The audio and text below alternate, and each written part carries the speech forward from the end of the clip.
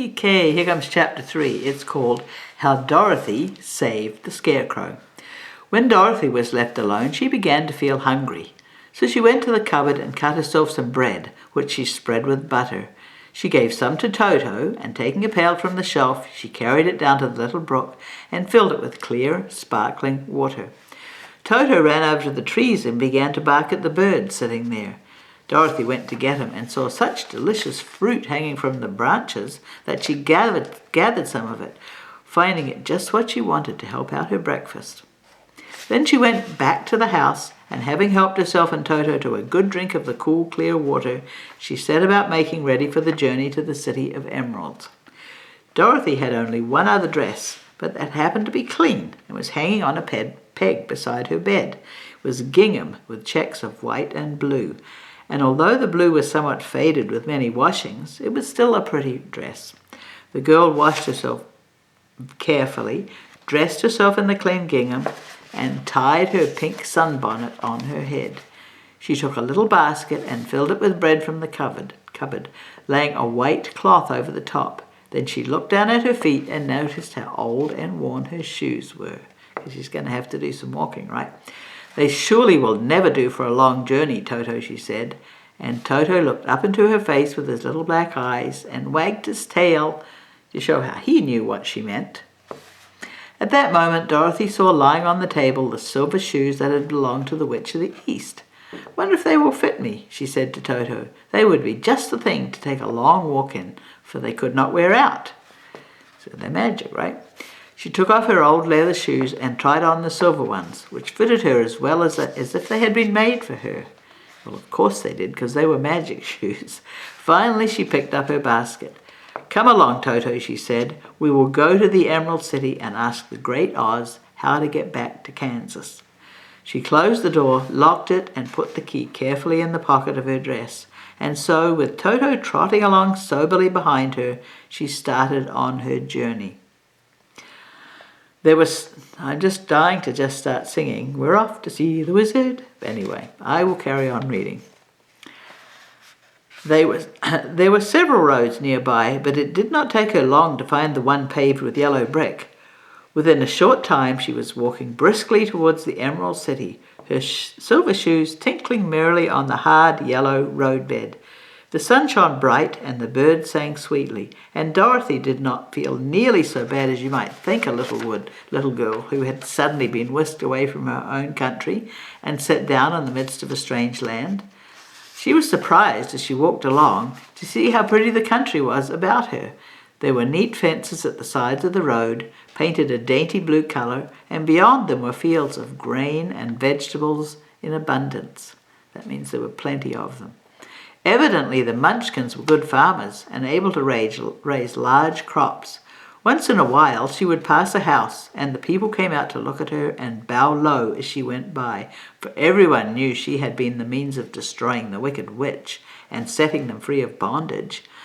The houses of the Munchkins were odd-looking dwellings, for each was round, with a big dome for a roof. All were painted blue, for in this country of the East, blue was the favourite colour.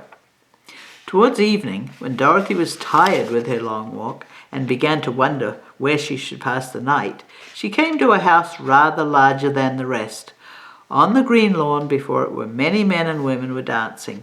5 little fiddlers played as loudly as possible, and the people were laughing and singing, while a big table nearby was loaded with delicious fruits and nuts, pies and cakes, and many other good things to eat. The people greeted Dorothy kindly and invited her to supper and to pass the night with them, for this was the home of one of the richest Munchkins in the land, and his friends were gathering with him to celebrate their freedom from the bondage of the wicked witch. Dorothy ate a hearty supper and was waited upon by the rich Munchkin himself, whose name was Bock. Then she sat down upon a settee, which is a sofa, and watched the people dance. When Bock saw her silver shoes, he said, "You must be a great sorceress." "Why?" asked the girl. "Because you wear silver shoes and have killed the wicked witch. Besides, you have white in your frock, and only witches and sorceresses wear white." "My dress is blue and white check," said Dorothy, smoothing out the wrinkles in it. "It is kind of you to wear that," said Bock. Blue is the colour of the Munchkins, and white is the witch colour, so we know you are a friendly witch."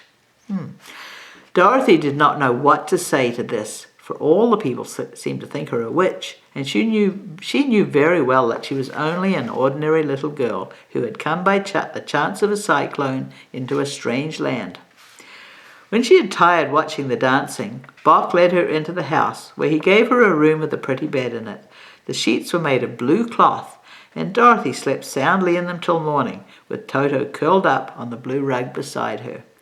She ate a hearty breakfast and watched a wee Munchkin baby who played with Toto and pulled his tail and crowed and laughed in a way that greatly amused Dorothy. Toto was a fine curiosity to all the people, for they had never seen a dog before. "How far is it to the Emerald City?" the girl asked.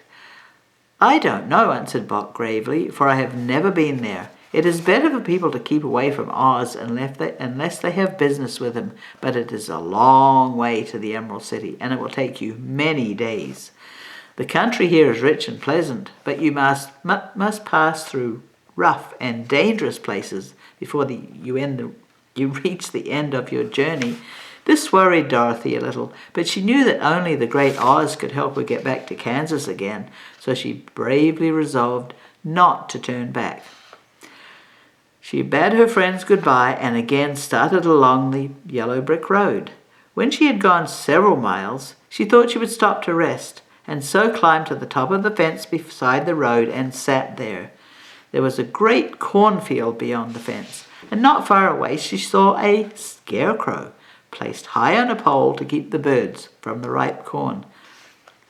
Dorothy leaned her chin upon her hand and gazed thoughtfully at the scarecrow. His head was a small sack stuffed with straw, his eyes, nose and mouth painted on it to represent a face. An old, pointed blue hat that had belonged to some munchkin was perched on his head, and the rest of the figure was a blue suit of clothes, worn and faded, which had also been stuffed with straw. On the feet were some old blue boots with blue tops, such as every man wore in this country, and the figure was raised above the stalks of corn by means of the pole stuck up his back. While Dorothy was looking earnestly into the odd painted face of the scarecrow, she was surprised to see one of the eyes slowly wink at her.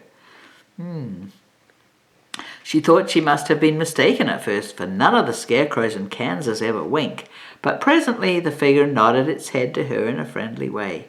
Then she climbed down from the fence and walked up to it, while Toto ran around the pole and barked. "Good day," said the scarecrow in a rather husky voice.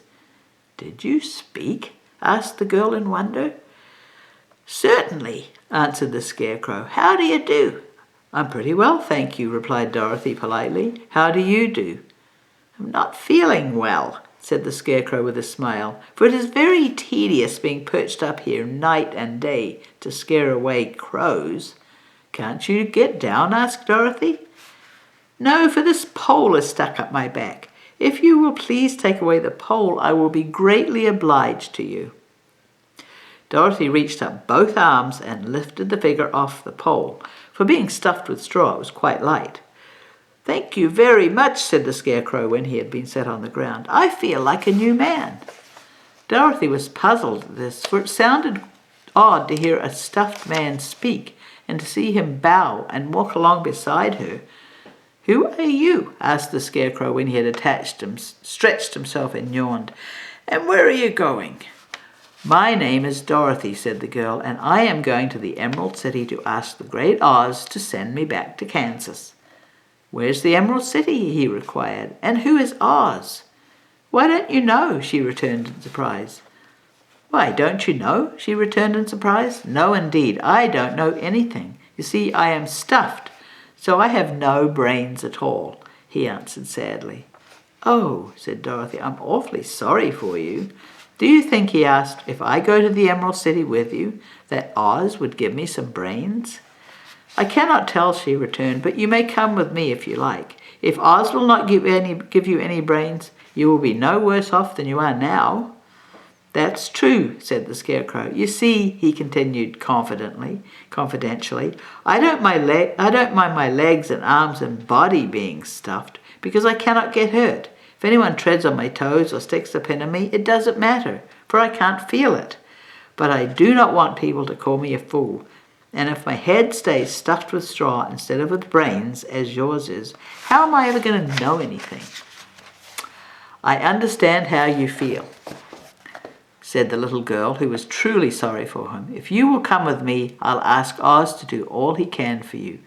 Thank you, he answered gratefully. Now here's a picture of the Scarecrow. And that's Dorothy as well. They walked down the road. Dorothy helped him over the fence, and they started along the path of yellow brick for the Emerald City. Toto did not like this addition to the party at first. He smelled around the stuffed man as if he suspected there might be a nest of rats in the straw, and he often growled in an unfriendly way at the Scarecrow. Don't mind Toto, said Dorothy to her new friend. He never bites. Oh, I'm not afraid, replied the Scarecrow. He can't hurt the straw. Do let me carry that basket for you. I shall not mind it, for I can't get tired. I'll tell you a secret, he continued as he walked along. There's only one thing in the world I am afraid of. What's that? Asked Dorothy. The Munchkin farmer who made you? No, answered the Scarecrow. It's a lighted match. So what would happen if he had a lighted match near him? He'd burn, right? Because he's made of straw. So that's all he's afraid of. End of chapter 3.